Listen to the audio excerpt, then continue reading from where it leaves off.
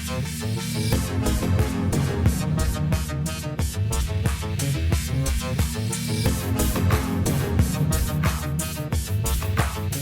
Sciforror Film Podcast.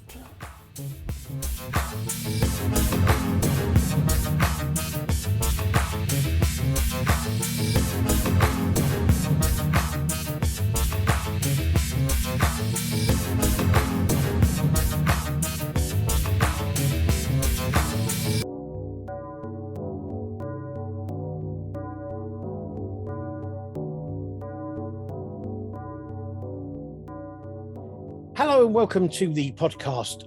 This week we have a very special edition of the podcast where I will be reporting back from the Romford Horror International Film Festival. Horrific. This took place the weekend of the 25th to the 27th of February. Before we go on, though, I must apologise for my mistake last week when I announced that this week would be an interview with Deformed Lunchbox. That will now be happening next week. And like that, because we have this special report back.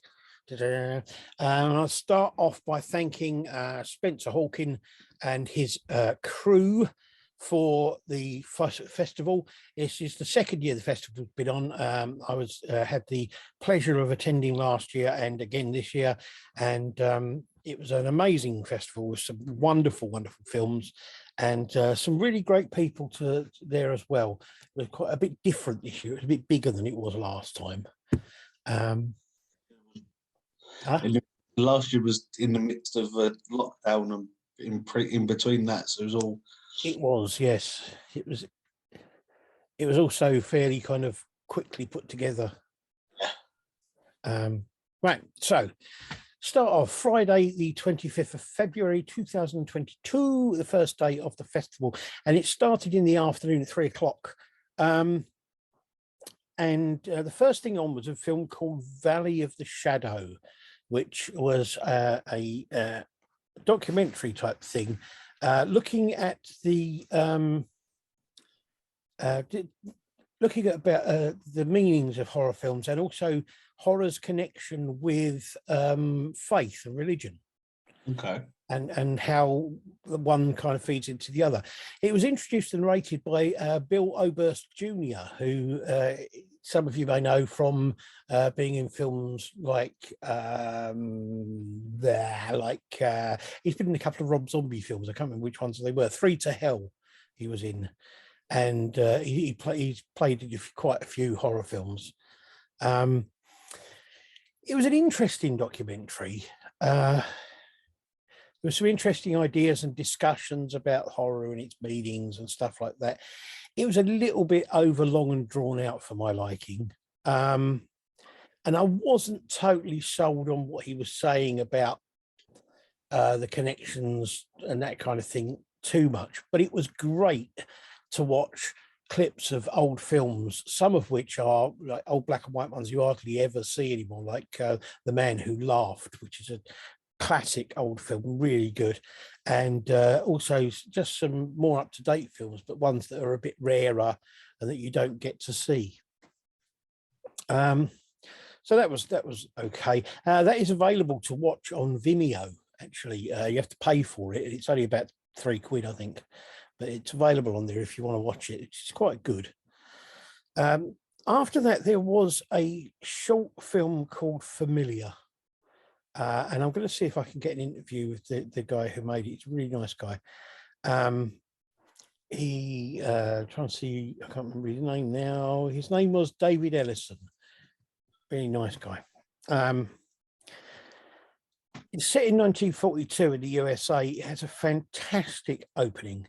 The cinematography is excellent. The edit is brilliant. It's got a great atmosphere. The lead actor is just phenomenal. It is one of the few things I've seen in a long time that has a jump scare in it that actually made me jump. Wow. I know. It was incredible. It was excellent. And for me, I'll say this now, even from that moment, it was the short film of the festival for me. Oh, wow. It was that good.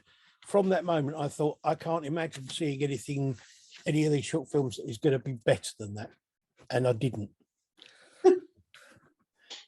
That was followed by a film called Tales of the Creeping Death, which is kind of a comedy horror, but it's an anthology film with four stories and a connecting story around it. And it's a good mix of stories. There's a Halloween-based one called The Gentleman of Horrors, which is a bit odd, but very good and has great effects and is connected to the surrounding story.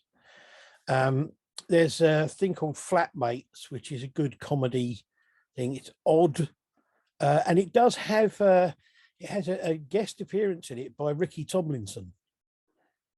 Wow.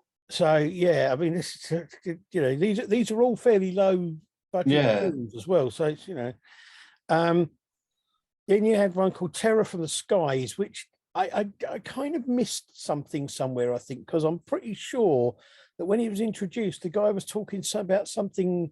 What it is it's an old guy in this house, and he pays this hitman to come in to sit with him to make sure he doesn't die before 3 o'clock in the morning. Okay.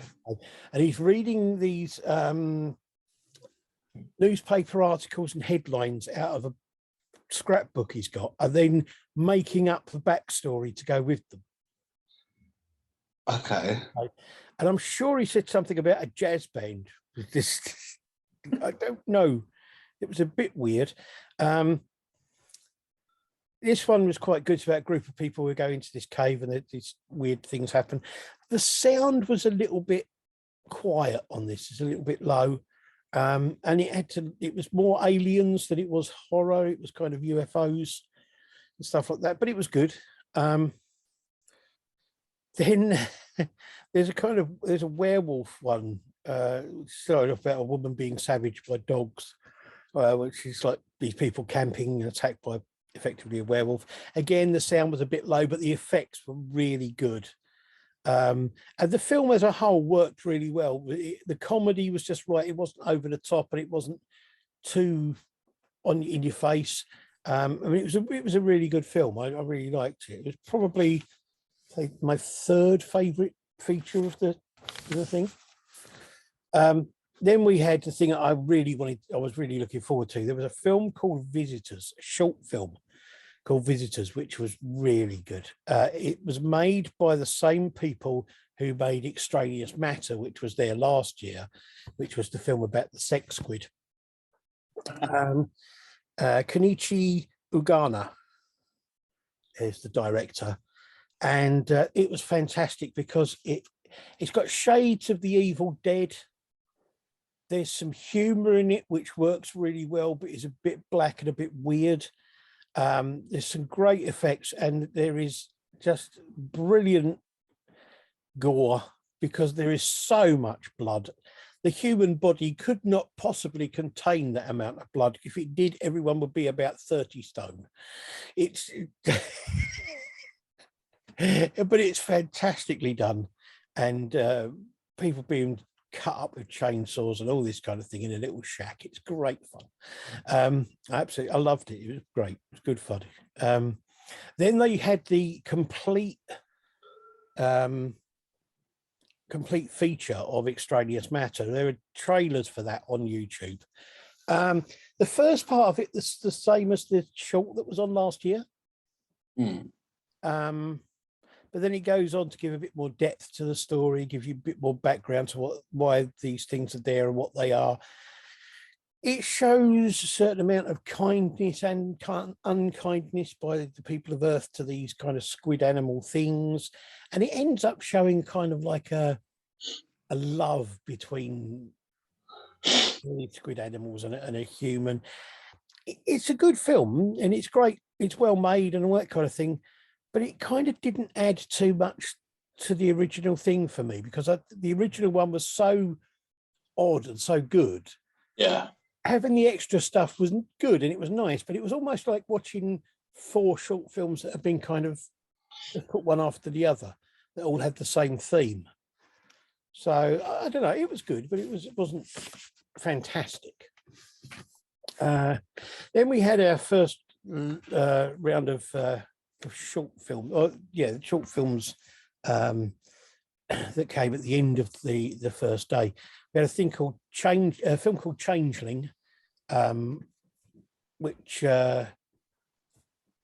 it had a really great looked fantastic, great atmosphere, good idea. It's a little bit long, and it didn't really do it for me. It's a kind of like, it was setting in a kind of old, it was almost like a sort of village sort of setting, in a shack in the middle of nowhere, and it's, it's a bit. Then there was Squish. Now, Squish was a foreign film. I'm not sure where it originally came from. Xavier Siron was the director.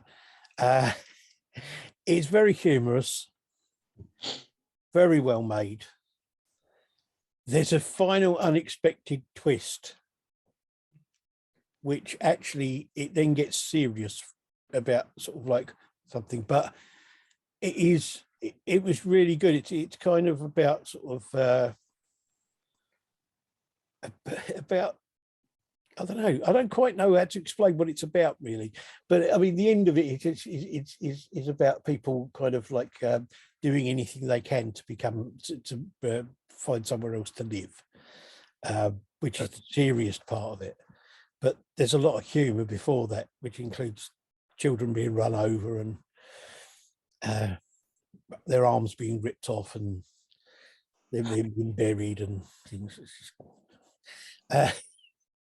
Good, it was good. Then we had one called Magdalens, or the Magdalens. Now, this was a bit of a weird one. It was about three stoners who get involved in some kind of weird alternate universe thing where they meet themselves, but slightly before the things actually happen, and then they meet each other and they come together, and it all gets a bit weird, and it all goes sort of like revolves around them getting these Magdalene cakes to eat because they've all got the munchies.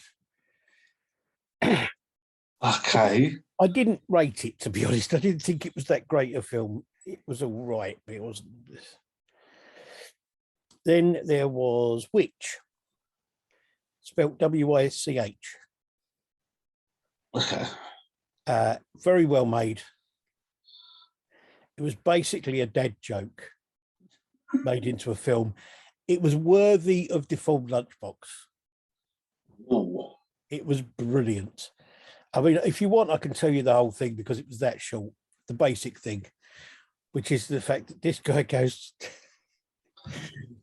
to the fridge, opens it up, and gets attacked by a sandwich that's in the fridge, or half a sandwich that's in the fridge, and it's got teeth and eyes, and it's trying to get his throat, and he's fighting it off, and his wife helps him, and then it starts attacking her, and then he grabs hold of it, and then she eventually shoves it down the food waste thing and turns it on so it all gets mashed into the food waste, and then turns around to him and says, "I told you that sandwich had gone bad." Which is brilliant. It was just great. I loved it. Absolutely loved it. Then there's a film called The Hangman, which is actually on YouTube. This short film. Good effects, very well made. It's a little bit obvious what's going to happen to an extent, but it's well done. It's quite a well done film, and it's not very long, so I would recommend that people watch it. We might even be able to do a full review of it properly in the show, because I know it's on YouTube. Then finally, there was a thing called either Z, or, as is more likely because it's Americanized now, Z Investigation. There's a trailer for it on YouTube. It was good, well made, good effects, well acted, good bit of humor in it, interesting idea. It was okay. It wasn't fantastic, but it was okay. And I'd say, have a watch of the trailer, and if you get to see it, then it'll be good. So that was the Friday. Now, before I go on to the Saturday, I will say that there were 3 things there as well, or that weren't there last year. There was something going on there that wasn't there last year, and there were 3 stalls there with people selling artwork, and one which was people selling books, and they were only there on the Saturday. So I got to talk to them on the Saturday. So before I go through the list of the stuff that we watched on Saturday, here's a little bit of the interview that I did with them. Right.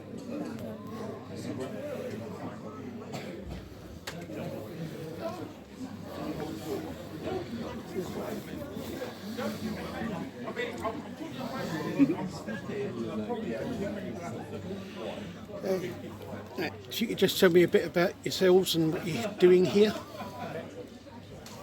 Go for it. Right. We are Red Cape Publishing, and we publish horror. Today we're here selling only some of our pieces of work, mostly the anthologies, which 2 are, we've got charity books. Yeah, mostly the range of anthologies. We've got a few examples of some of the other things, a few of my own books. We've probably got around 60 titles in total. We've got maybe 12 with us today. Yeah, I think that's pretty much it, really. Just sort of promoting what we do. So, do you do most of the film festivals, or are you? Not really. We did Horror on Sea last month, which we also did a couple of years ago before everything was cancelled for so long. But other than that, we haven't really done that many events, have we? We run one in Brighton twice a year. So where are you based? We're near Brighton. Okay. Yeah, and we run a Brighton one, but that's more of a general book fair, so it's multi-genre, it's not horror specific. Cool. Your full range is available on your website? Yeah, on the website, everything's available through Amazon, Barnes & Noble. Got quite a few on Godless now. Yes, but our website's probably the best prices on the website, buying direct. Cool. Thank you very much. Okay. Right, so on to Saturday, the 26th of February 2022. We started off with a load of short films. There was one, House of the Rising Sun.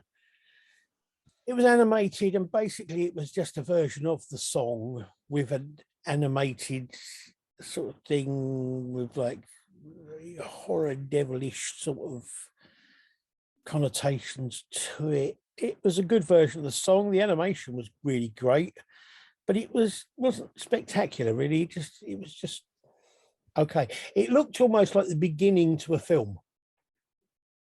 Okay. It could have been a title sequence to a feature film. So it would have been great if that was what it was. Yeah. But there you go. Then there was a film called Shifter. Now, I liked Shifter. Again, there was a lot of foreign shorts in this year, which was good. The cinematography was great. It was a very interesting film. It was very kind of thought out well, very well made. There was they put together like a sense of panic. Yeah. The characters in the film that was really well done. It came across really well. And it was really great, but that was good.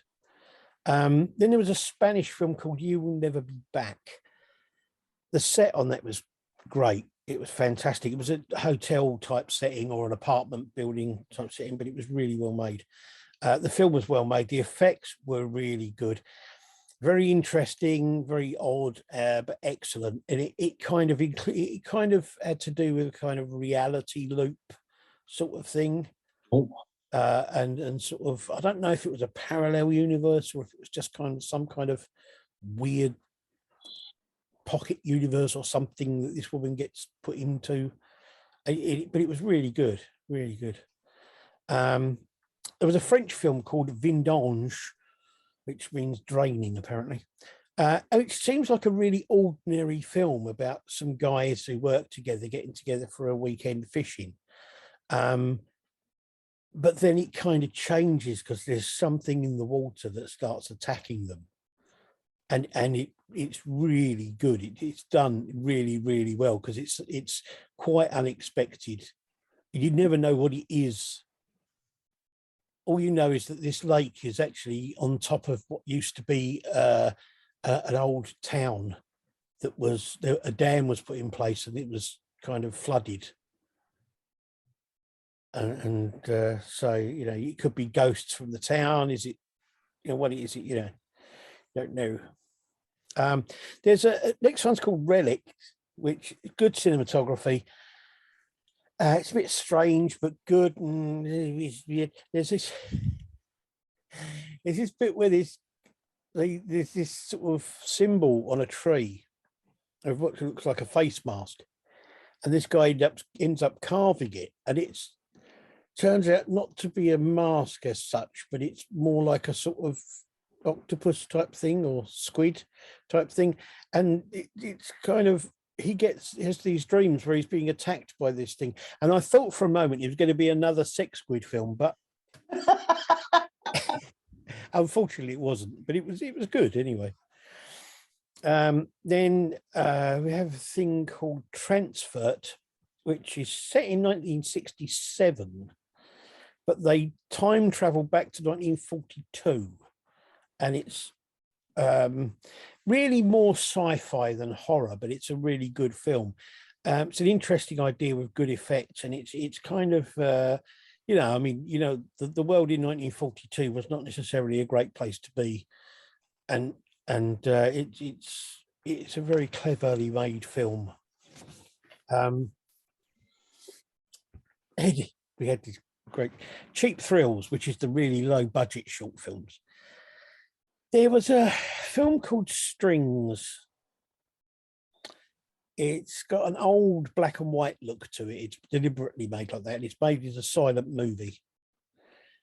It's got like a moral and social message to it, but it's a bit too overstated, really. It's like it's like trying to kill a fly with a baseball bat. You know, it's kind of it was a bit too long and a bit too kind of, yes, we know, we got the message now, we're supposed to be nice to people, thank you. And it was just a bit naff, really. I didn't really get it at all. Then there was a short film called The Doghouse, and I'd love to interview the woman who made this. It was brilliant. It was about possibly the weirdest house sharing situation you've ever come across. It had a great look to it. The visuals were really interesting and really good. The acting was brilliant, and the character dynamics were fantastic. The way the characters interacted with each other was brilliant. Again, it was odd, as a lot of them were over this weekend, but it was really good. Then there's another one which I may try and get an interview, is called Don't Open the Box. Very good, quite funny, very well made, and it was just quite a simple short film, but it was really good to watch. It was a really good thing to watch. I'm hoping that at some point it will be on YouTube for people to be able to just dig into.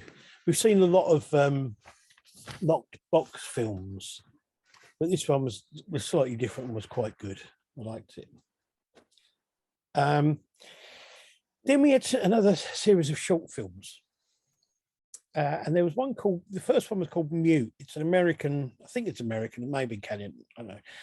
And it was told in flashbacks. It's like this guy goes to a priest, and he's doing confession, and it's told in the flashback. Look good, interesting story. It's good, but not really what I'd call horror. But it was based on a Stephen King short story. But other ones he's written haven't been horror. I mean, a lot of his Bachman stuff weren't horror, things like The Green Mile and stuff like that. The second one was called Vox Ferrum, which means voice thief, apparently. And it's a film for the deaf. It's in British Sign Language, and it's kind of been backed by them. is really good. The idea was fantastic. It's the idea of like spirits coming through from a Ouija board and stealing the voice of teenagers who maybe don't get on with their parents or whatever. Yeah. The only problem I had with it is the dad of the family doesn't look that much older than the daughter. So it was a bit strange, but it was a great finish. The idea was really, really well done. And doing a whole short film in purely in sign language is really clever. It's a really, really clever idea. And there was a thing called Ghosts, which was a French film, which had good opening and titles. Kind of reminded me of a 1970s drama with the music and things. It was fun, quietly funny, and it was okay. It wasn't fantastic, but it was okay. Yeah. Then you had this thing called Mama Don't Go, which had great effects and a good story. I would like to have seen more. I would like the film to have been longer, because it just seemed like it was too short. I needed to know more of what was going on, really. What we got? The next one was Split, which is interesting because it was done in a split screen thing where you could see the person who was having things done and the person who was doing them, if you like, the attackee and the attacker in different parts, which was interesting. Very well made. Then Enchantment, which looked great. To be honest, it looked a bit like an advert. Okay. Looked like an advert for something, which was interesting, weird, but yeah. Then Mask, which was good. It had a natural look to it, quite odd, amusing-ish, and then suddenly it wasn't. And then it was okay, but it was nothing grabbed me about it. And finally, there was a black and white thing called The Tick, which is odd. It's a bit like a David Lynch film. It's a black and white film, and it's kind of got that sort of quiet intensity that David Lynch has in his films sometimes, where people kind of stare at things for a while and you have like mood music and atmosphere and not a lot else, and then things happen for a couple of seconds, then they don't, and it's kind of like, well. Then there was a feature film called now I think it's pronounced Duyster, spelt Duyster. It's about three students doing a documentary type thing, making a documentary type thing about this guy called Johannes Duyster, who was the executioner in Antwerp in the 1600s. And he was also the person who executed and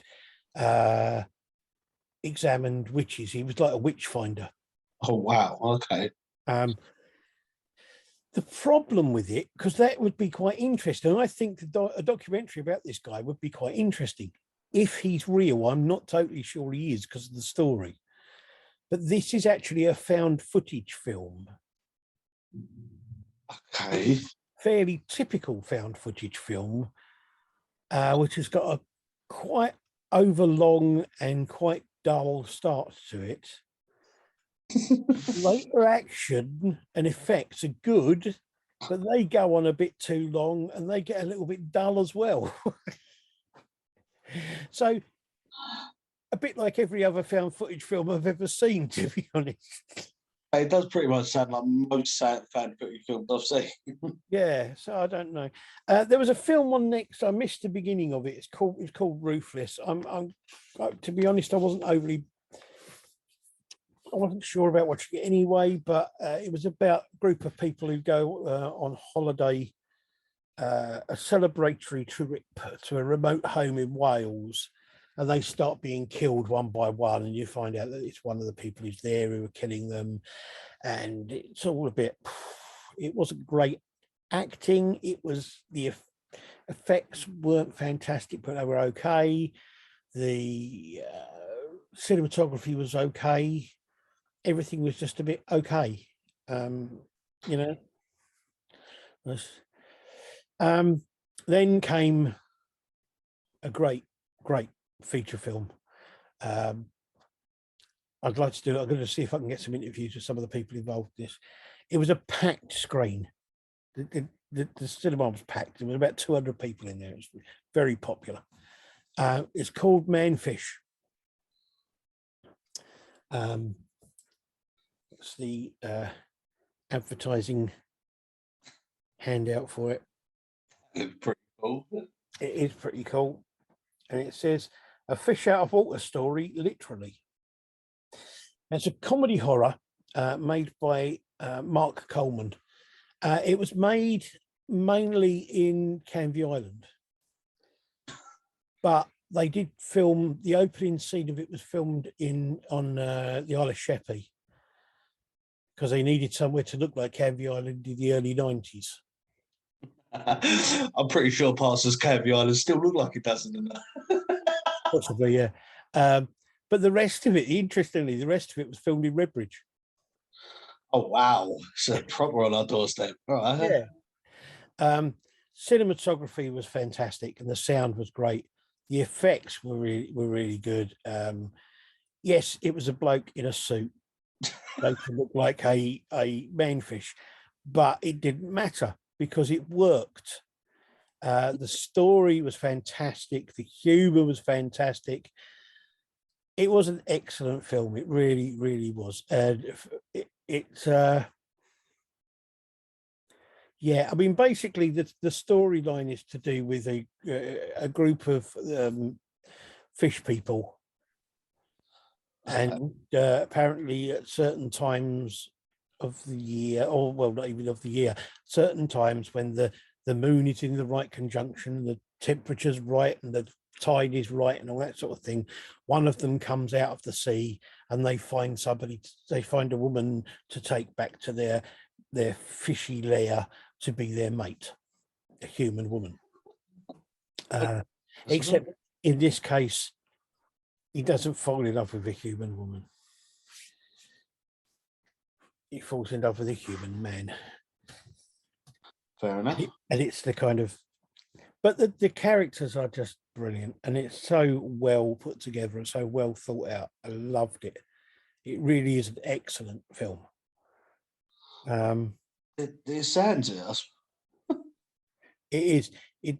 It's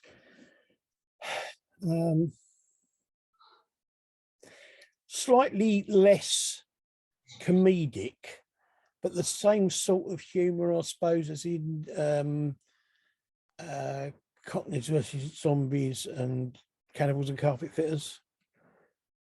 You know, that kind of like boy sort of yeah, type of humor. It was good, very good, very good. And the acting in it was spectacular. The guy who played Terry, Dean Kilby, was brilliant. He really was. That was followed by a film called That Old Misery. Very odd.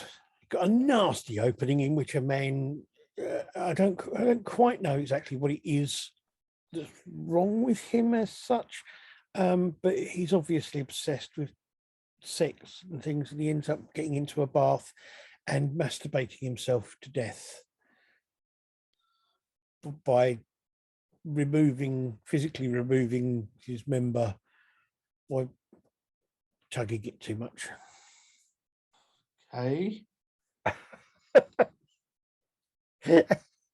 It's kind of an odd mix of film types as well, because the actual look of the film is different in some. There's a few bits that look almost like documentary style filming, and there's a few bits that look like proper feature film filming, and it's kind of weird, but it works, and it's really good. I really liked it. It's good effects, and it works really well.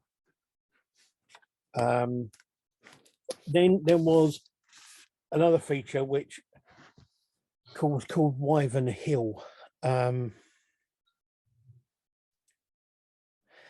Excellent start to it, and the credit scenes were brilliant, that sort of thing. Cinematography was excellent, lovely landscape, and the countryside and something. It started off, it was almost like 2 or 3 different films in one.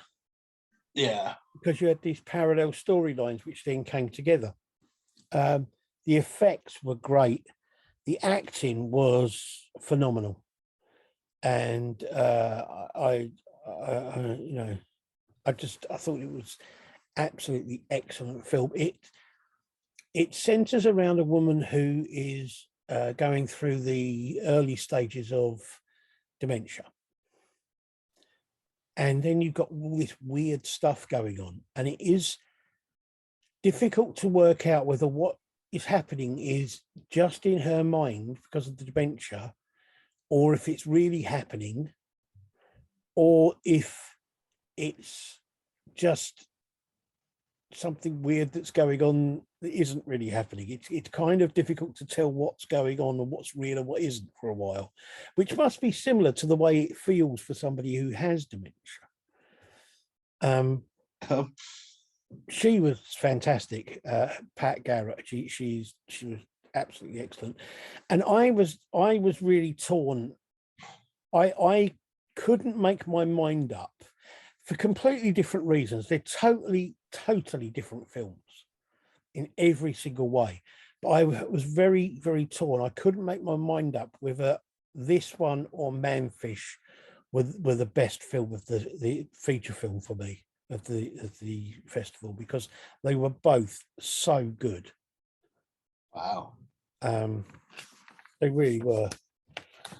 And there was a short film called The Witch's Bargain, which was okay. It was funny-ish in bits, had great effects, and quite a good story and good idea. But I think it went on a bit long, but it was okay. It was well done. Then we had a short film called 11 p.m, which is in black and white, slightly odd camera work and editing, little over long, quite odd. And my last thing that I wrote as a note while I was watching was losing interest. I completely lost interest in it, and it was just like, I don't know. And then it went on. It was like there was almost like a countdown from 10:38 or something, and it kept jumping, showing you these little clips of things that was going on, and then it jumped back and it showed you it was 10:50 something, and then, oh, funny, 11 o'clock, something happened. But by then I couldn't be bothered. I just didn't care. And I didn't really take a lot of notice of what happened at 11 o'clock, because it was like, oh, whatever. Sounds like a very interesting film. Oh, yeah. And there was a thing called Exit, which had a slightly odd start. It basically was just, there was some humour in it, but it was odd humour, and altogether it was an odd film, and I'm not sure if I liked it at all. It's okay, but it was basically just seemed like an excuse for some sex and violence and not a lot else. You know, it really didn't do. The humour was good, because there was a guy in there who was a typical your East End sort of like white boy. I mean, not all right. It's one of the flats or silly, like, you know, I only get the good stuff in here. I don't know, no rubbish in more places. So that was quite funny. And he was continually trying to sell them on things like, you know, see this kitchen here. This kitchen's so new you can't even get it in the shops. So, well, how come it's in here then? I've got connections, me. I can tell you. Yeah. So that was the end of Saturday. So the best part about that was the humour. The rest of it was just pretty much, you could have just away with it. And so there you go. On Sunday, I interviewed a couple of other people that were there with stalls, and we'll go into the third one in a minute, because that'll be quite interesting. But to start off with, I interviewed someone who is an award-winning fan artist who has won a Rondo Award, which is quite a prestigious award. And I had a little interview with her about her and her artwork.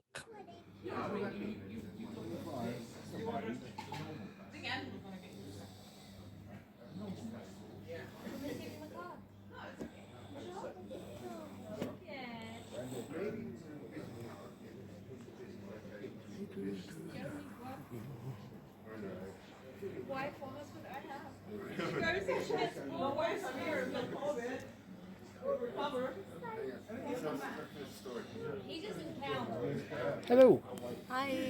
So tell me who you are and what you're doing here at Romford Horror Film Festival. Yeah, sure. My name is known as Nouveau, so that's a play on words between Art Nouveau and a false interpretation, where faux originates from France. And I do basically digital artwork, and it's a fusion between Art Nouveau, classic horror, but I also focus on things like vintage fantasy as well. The other thing about my work is that I'm trying to fit something in the market that's not really out there. So you see loads of classic horror artwork, you see Art Nouveau all the time. Why not fuse them together? And it's just two of my favourite subjects as well, and I wanted to merge them also. But basically the way it's made, it's all done through Photoshop via a laptop on a touch bar. I don't use like a stylus pen or anything like that. It's a mixture of digital drawing, collage and graphic design. Cool. And yeah, just coming out here, trying to get my name out there. This is my first time being here as well, and I was at Darkfest last year, which was my first ever convention as well.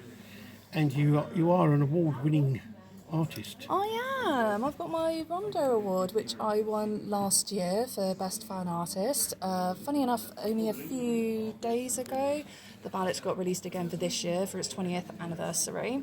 And fingers crossed, I might win again. Who knows, because it's all based around like a voting system.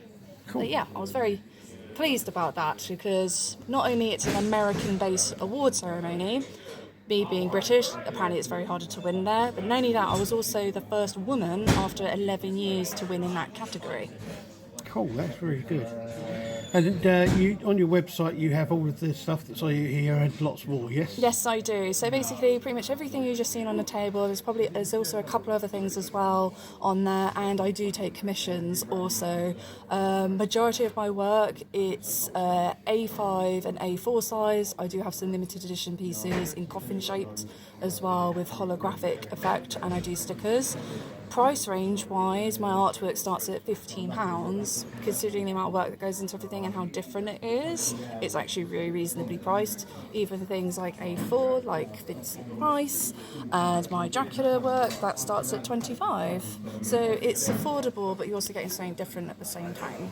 And not only that, as I'm still not relatively known, I'm still kind of like dipping my toe in the water and just really seeing how far this may go. I've already been featured in a couple of magazines with We Belong Dead and Classic Monsters, and I've actually got a project coming up with Little Shop of Horrors as well.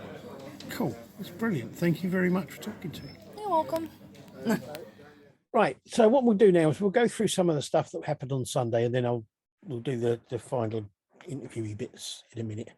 So Sunday, the whatever the date was on Sunday, 27th. Didn't write that in. Started off with some short films. We started off with one called Aiku Tierra, I think it is. Don't know. It's on YouTube. It's I don't know if it was Japanese or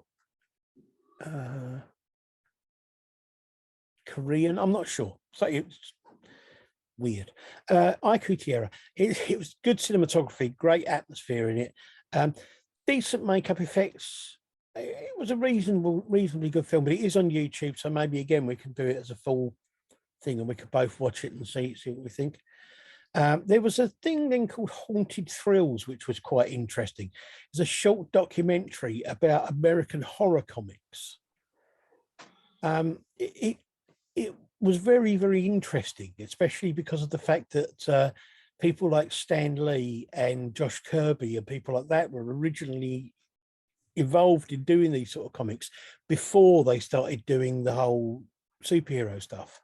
I'd really like to see a longer and more in-depth version of this. See, because it was really, really interesting to watch.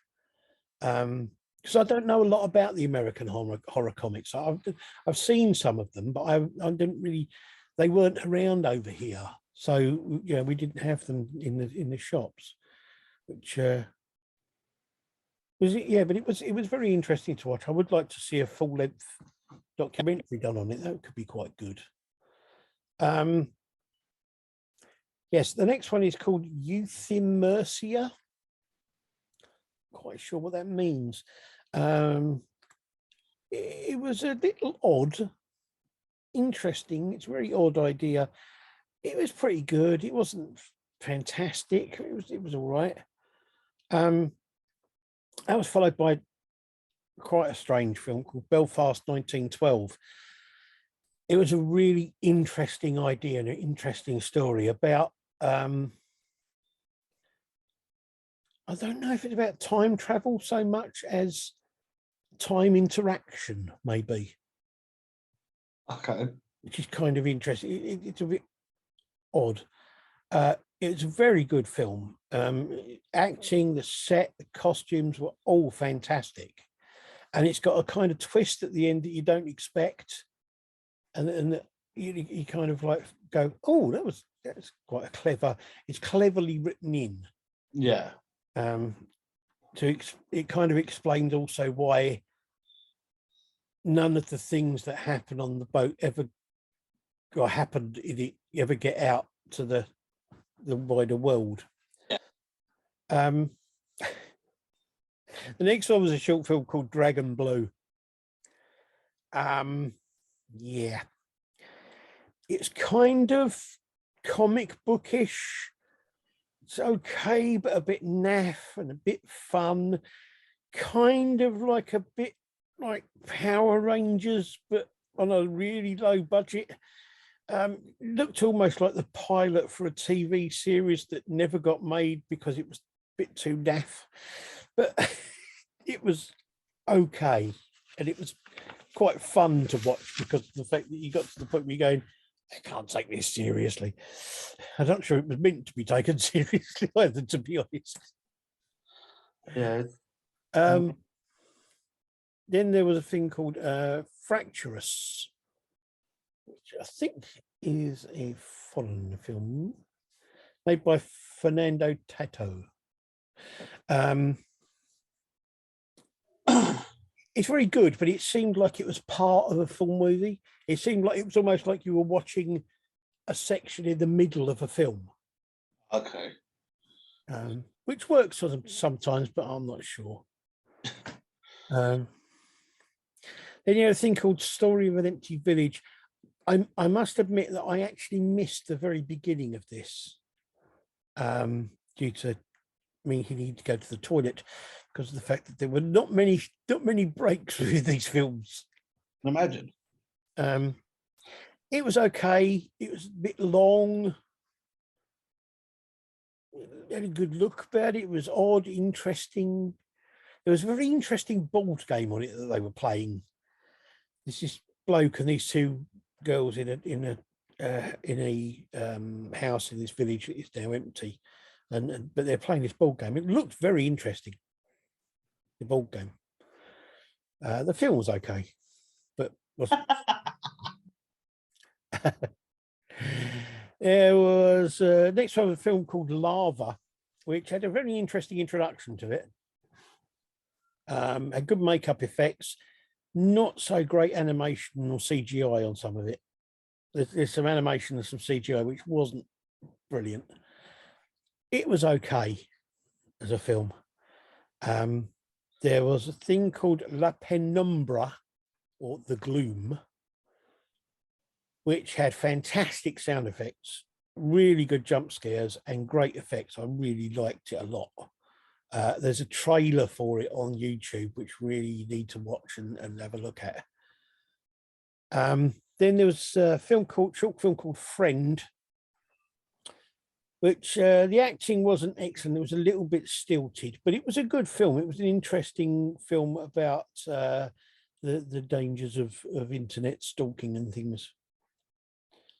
Quite interesting. Then there was a thing called Echoes, which looked fantastic, had really good sound, but it was very short, but it was very good. And it's about people in a sort of underground underpass type thing, and their voices echoing and stuff, and echoes from the past and things. There was a feature film called 2.0 Lucy, which I missed the very beginning of because I was doing an interview. It looked good. The acting was okay. It was a relatively good film, but to me, it wasn't a horror film. It was to do with archaeologists digging up basically a time capsule sort of thing, which has a humanoid. Okay. Which turns out to be one of our ancestors. Yes, then there was a film called Superterranean. I really feel bad about this because of the fact this guy made a short film which I saw later and I loved it. And he's a really nice guy. It's a very well shot film. Yeah. I liked the mystery of it because there was a bit of a slow burner, and there was a mystery to it that you weren't aware of, or you couldn't work it out while you were watching it. It's a bit like like when you watch the first Saw film. Yeah. You have no idea who these people are, why they're there, what's going on, but you gradually find out. Yeah. It was a bit like that. It was a little bit over long. It took a little bit too long to get where it was. I'm not sure, to be honest, I think it fits as a horror film. It was a great drama it was a great drama. And it had a kind of nasty ending to it, but I'm not sure. It was an odd, interesting story. And the end of it, the very end of it was really quite good. Quite a good twist. It's not a bad film at all by any stretch of the imagination, but it just kind of left me feeling a bit like, I was expecting a lot more from it than I got. Yeah. It's a pity, because as I say, his other short, which I'll come to in a while, was really good. Now, I've got Cheap Thrills. Before I do the Cheap Thrill, I'll do the Cheap Thrills and the other shorts. Before I do the stuff about the awards, I'll go through the other interview things. So Cheap Thrills 2, we had a thing called My Dull Betty. There's a trailer for this on YouTube. Looked great. It was strange and disturbing from the very start. Wow. It was very odd, but it was also very good, especially for something done on an incredibly cheap budget. Really good. Then we had The Haunted Hole. Now, the interesting thing about The Haunted Hole, which is on YouTube, you may have to watch this, is that it was actually done by some of the same people, or the same people who are involved in making Dull. Oh, okay. It had a very natural look to it, very good camera angles. Some of the camera angles were odd, but really good, really worked well. It was really well edited, really good effects. And apparently they're looking to make a feature film based on the same idea, but expanding on it, which could be really, really good. I'll have to see about getting these guys on to do an interview. That was followed by Dull. Okay. That's on YouTube. We did a review of that recently. And I would say, one thing I would say is it looks, despite all that we said about it at the time, we did like it. There were a few things we said about it at the time that weren't quite right. And these guys were very appreciative of that, because of the fact that they were saying that they learn by people saying what they think is wrong with it. But I would say that the film looked, and the effect of watching the film was so much better on a big screen. Yeah. it works so much better on a big screen. So, you know, I'd definitely give Dole a go because it's a good film. Yeah. Then there was, I have no idea how you're supposed to pronounce this. I think it's Serene. I don't know. It's Sairane. This was made by the same guy who made Superterranean, who is, I'm going to get it right if it kills you, Ian Gordon. Really nice guy, Ian Gordon. It looks, when it starts off, it looks okay. The colours are a bit muted, but it's fine. The effects are absolutely excellent. It's funny, it's amusing, not just funny, it's amusing. It's a great story. And it's a great film. It's really good. It's about a guy who's got a degenerative disease, and he's studying it and trying to find a cure for it.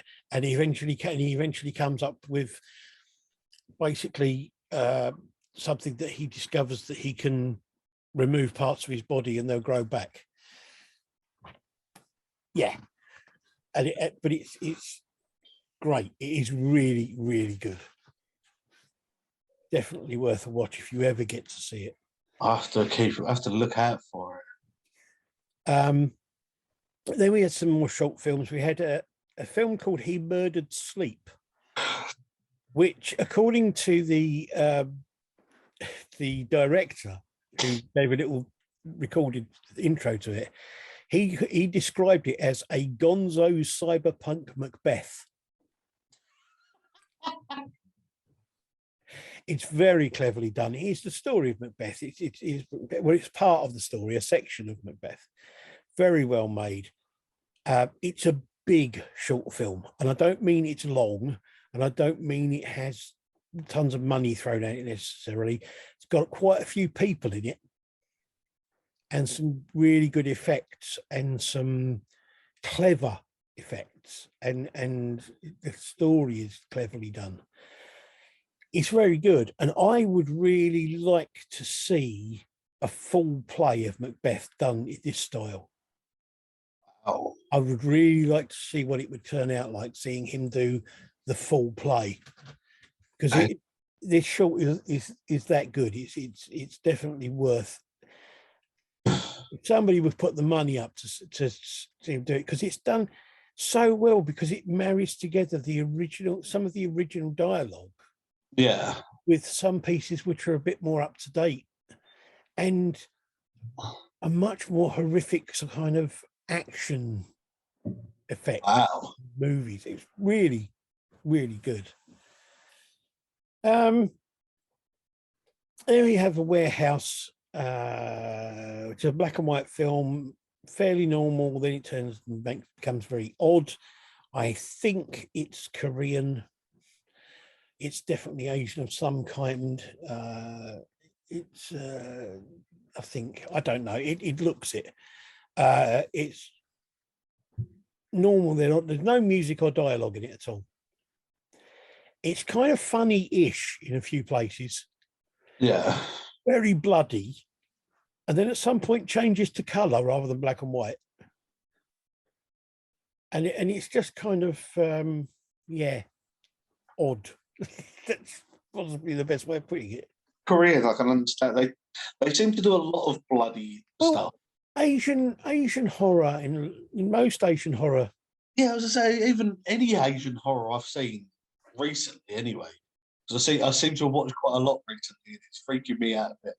But it seems to have a lot of blood and guts and violence in it. Yeah, and just oddness to it, because you kind of go, what? But it was good. Yeah. You got another film called the Ogress, which is on YouTube. It's a good idea. It's very well shot. A little bit overlong and slow, but it's good in the end. Yeah. The end part of it is really good. Then the next short was called Odds.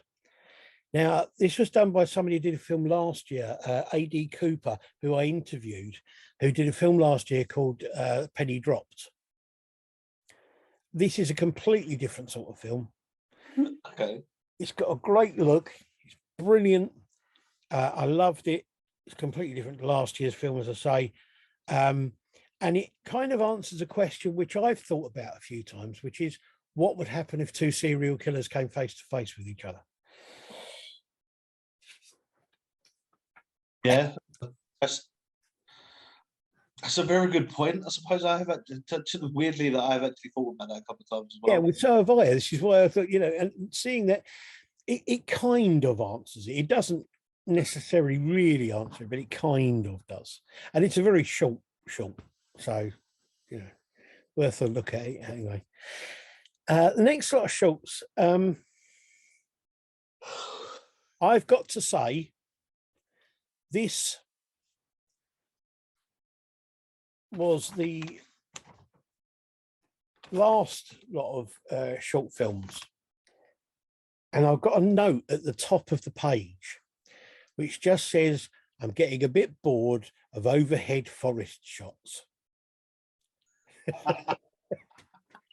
There were a lot of short films that were set out in the open, which had these stock footage overhead forest taken by drone shots. And it was getting a bit like, oh, really? But, there you go.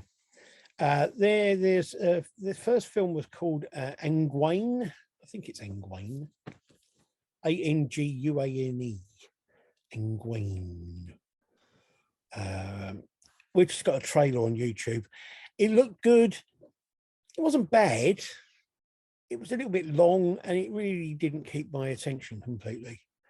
I honestly, seriously couldn't tell you exactly what it was about, because I got kind of like the attention drifted completely. The next film was Moondrops. Yeah. Which has got a trailer on YouTube. It started off in black and white, and then it's got a slightly odd start to it. And then it goes to colour. It's got some odd fantasy bits in these people's mundane real life, and it's a kind of odd love story type of thing. Not a bad little film. It's definitely not a horror film in any way, shape or form. Not by any stretch of the imagination could it ever be classed as a horror film. It is a fantastic film. It looks brilliant. Yeah. The sound is brilliant. The direction is brilliant. But it's not a horror film. But it's a great little film. It just really is. There you go. Then there was a third film was called Short of Perfection. It was a short about the perfect crime and what this guy's idea of the perfect crime was. It was okay, but it really wasn't my thing at all. I really didn't like it or rate it. Then we have Redwood, which is on YouTube. Now, this has an odd start to it. Shaky camera work. Interesting editing. It's a bit odd, not great. My biggest problem with it is that nobody in it sounds or looks as if they are old enough to play the parts they're playing. They all look like a bunch of teenagers at school. I think it was a student film. Yeah. But it's like, if you're playing coppers, you should really look. You should really look like you're older than 14. Put a moustache on them, do something. Do you know what I mean? And it just was a bit like, not great, but yes. Then we have Sugar Lumps. Interesting visual effects, more like a music video than a film, really. Bit odd, bit bizarre. The end of it is sort of horror-ish, but it's not really a horror film. Sixth film is possibly my second favourite short film of the thing as far as horror goes. It's a very bloody film. It's about self-harm. It's a fantastic, it's got really good effects, and it's a really good film. Because it's about, yeah, so it's about self-harm, but it's also about like being haunted by a ghost or somebody who's died. It's just really good, really a good film. Next film is Believe, which is a found footage style thing. Bit odd. It's a slightly different way of doing a found footage thing, VOD editing. It's just a bit too long again. It's the problem with found footage things. I think people don't know when to edit it, how to cut it down so that it doesn't become boring. It doesn't get too much. There's a very short film called Off the Hook, which is a very realistic looking film, very good. It's slightly unexpected and quite interesting, even if it does look a bit old now because of the fact the phone that they use in it is kind of like one of these old lift up the receiver dial things, which people probably haven't had for about the last 20 odd years. There we got Horizon, which is a post-apocalyptic. I can't say it. Post-apocalyptic. Post-apocalyptic. That's the word. It's one of them. At least I think it is. It's kind of not sure completely. It's interesting camera work, bit confusing in places, a little bit overlong. I put a question mark on horror. It's good, but I'm not sure it is really horror. Then we have Reflection, which is another one on YouTube, slightly washed out coloured, which is done for effect. It's not a mistake. It's done for effect. Slightly odd, really good filming and editing and effects on it. It's a really good idea. It's about the reflection in a mirror becoming more than just the reflection, as it were. Right, then we're going to get on to my favourites of the festival and to the awards. But before we do that, I'm going to show a little bit of film here. Now, I made a little mistake doing this. Okay. I did a little bit of filming of the wares of an artist who had a stall at the festival. I then did an interview with him. The problem is that in between doing this filming of his paintings and doing the interview, I turned my phone off. Well, rather, I didn't turn my phone off, I turned the camera off. When I turned the camera back on and I went to interview him, I had noticed that it had changed from video to photo. So what I actually took was a photograph of him, not a video of the interview.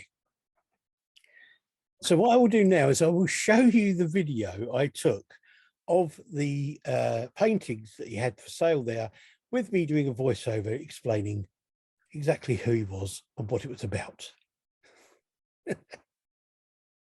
This is the artwork of Rick Melton, who is probably best known for doing the covers for horror magazine The Dark Side and illustrations for other magazines, and for doing his own Susie comics. His artwork is all hand painted, and it's a mix of horror and erotica. He has his own website, Stunningly Savage, which I will post a link up to, and he sells stuff from there and also through eBay.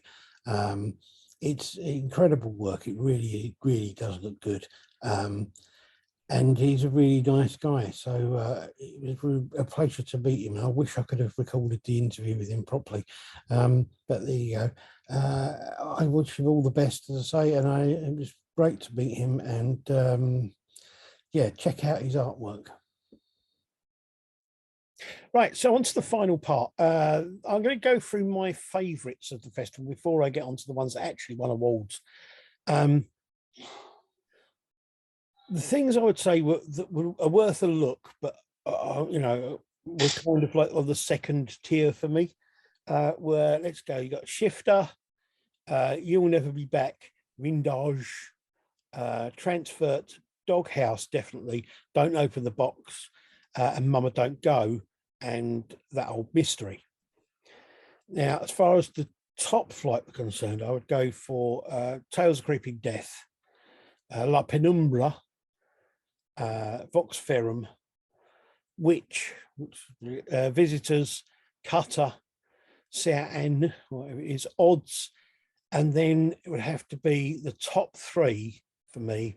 Top two feature films were definitely Wyvern Hill and Manfish equally, and the top short film was definitely Familiar. It was great. So on to the awards. The awards were issued. Now, I did actually miss one of them because I didn't catch who they said it was, to be honest, which annoyed me, or what the film was, but annoyed me. But I will have to see if I can find out.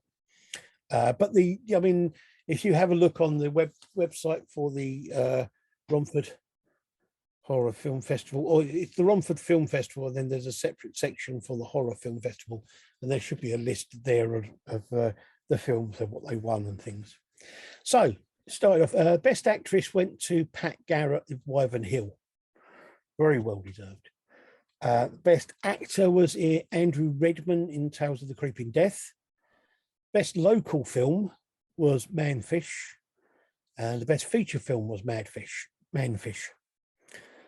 Best Film Under 5 Minutes was Off the Hook. Best Short Film was Familiar.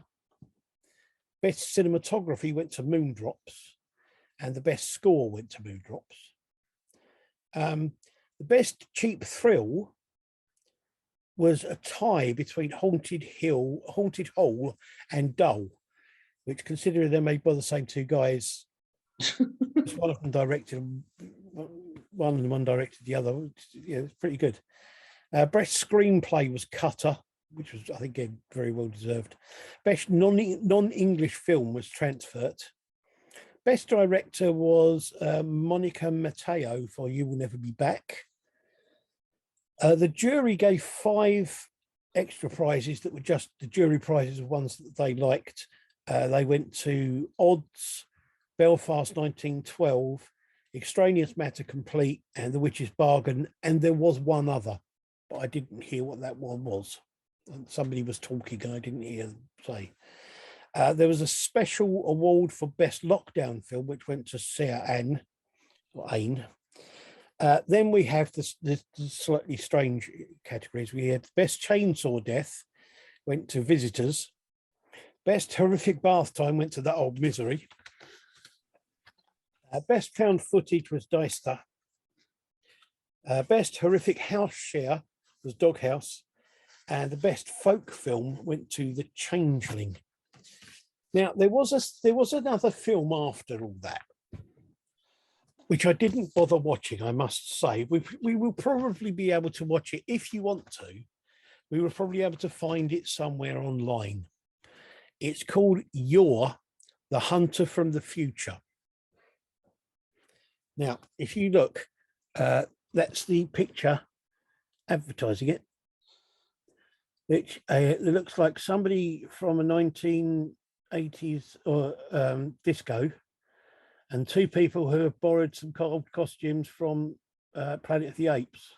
I would say it does look very Planet of the Apes like. And it says on here, it says, you're an extremely blonde prehistoric warrior comes to question his origins, particularly with regards to a mysterious medallion he wears. When he learns of a desert goddess who supposedly wears the same medallion, Yor decides that he must find her and learn his true identity. Yeah. Now, I've never heard of this film before. Yes, here is a slightly bigger version of the picture on my phone. It's actually got one person with a costume from Planet of the Apes, and one person with a pseudo Darth Vader costume. It looks like the guy from Spaceballs. This film was made in 1983. Wow, it's almost 40 years old.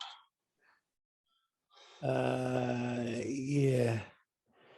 I don't know what to say, really. It just there is another post, a different. There are a couple of other posters. There's that one. It looks almost like He-Man. Um, Oh God. Weirdly,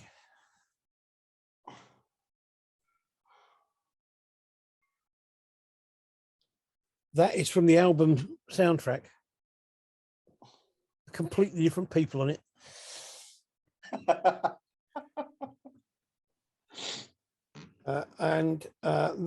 This is from the 35th anniversary Blu-ray.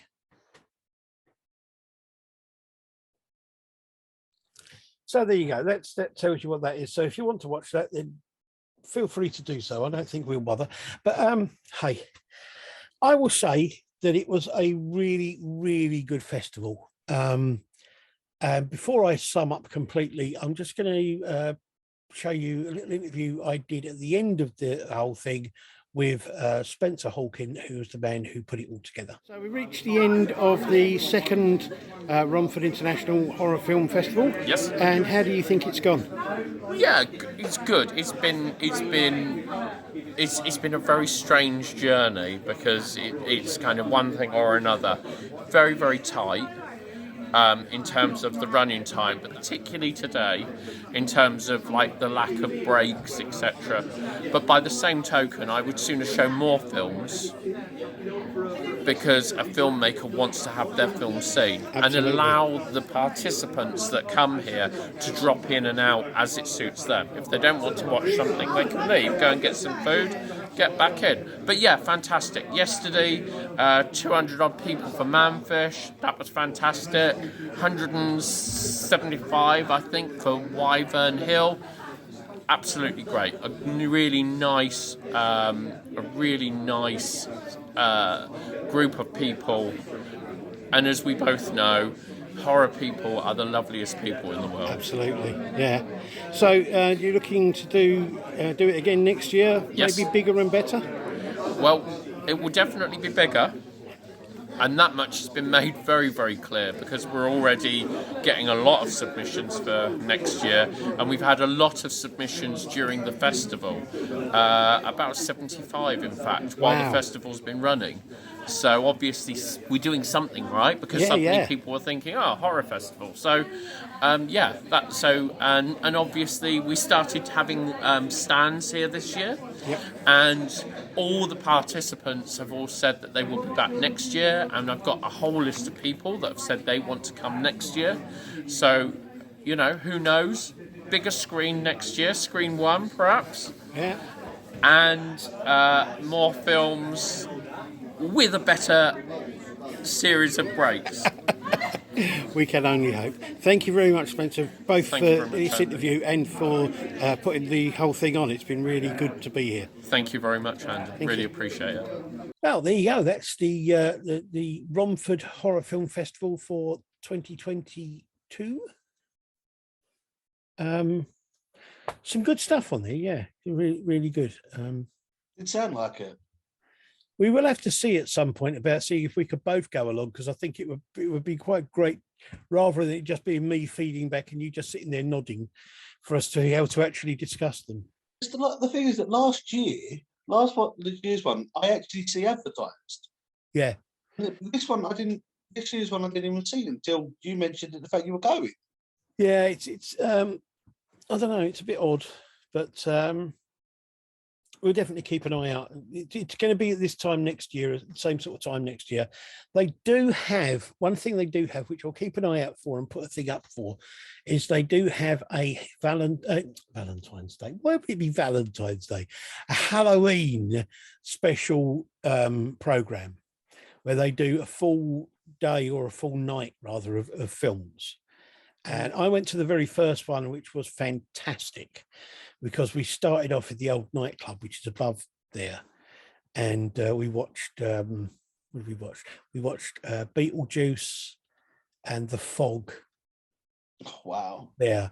And then we moved down to the cinema, and it was great. The only thing I would say, the only problem I had with it, apart from staying awake till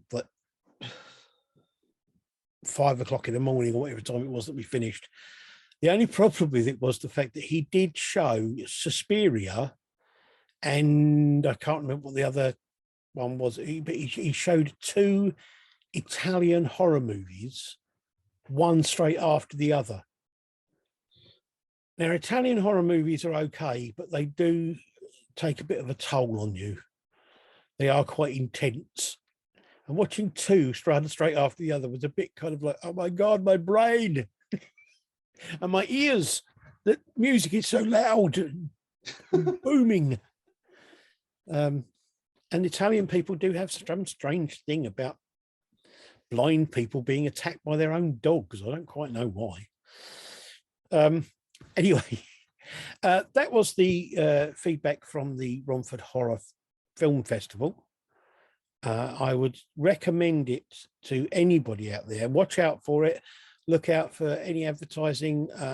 Follow them on Facebook. They have their own Facebook page, their own stuff and that sort of thing, which will keep you up to date with what's going on. And they have the Romford Film Festival, which is on later in the year, have a website, and the film festival, the horror film festival, can be accessed via that website. So I'll put the links on here, as I always do, and we'll talk about, we'll see about that next year. Next year should be really good because he's hoping it to be bigger and all that kind of thing.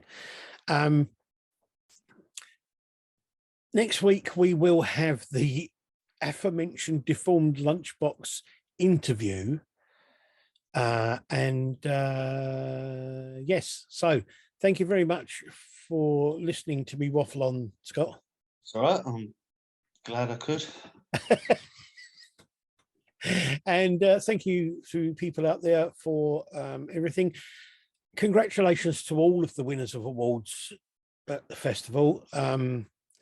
Congratulations to everybody who got a film on the festival, because making these films, especially the short films, is quite a thankless task sometimes, and you don't get a lot of reward for it.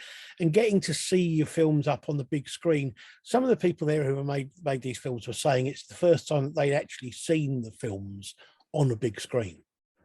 And that in itself, especially being actually watched by an audience and hearing the people at the, because every film that came on there got a round of applause at the end of it, no matter how good, bad or otherwise it was.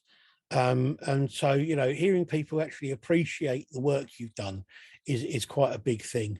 There were some great question and answers sessions as well after some of the films. They were really interesting, hearing the people who made the film talk about their processes and why they made those particular films, things like that. So that was good. All of those videos are available on YouTube on the Romford Horror Film Festival YouTube channel. So I'll put a link to that as well, so you can watch any of those that you want to. So yes, that's about it really. Thank you for everybody for tuning in, and we will talk to you again soon. Bye. Bye.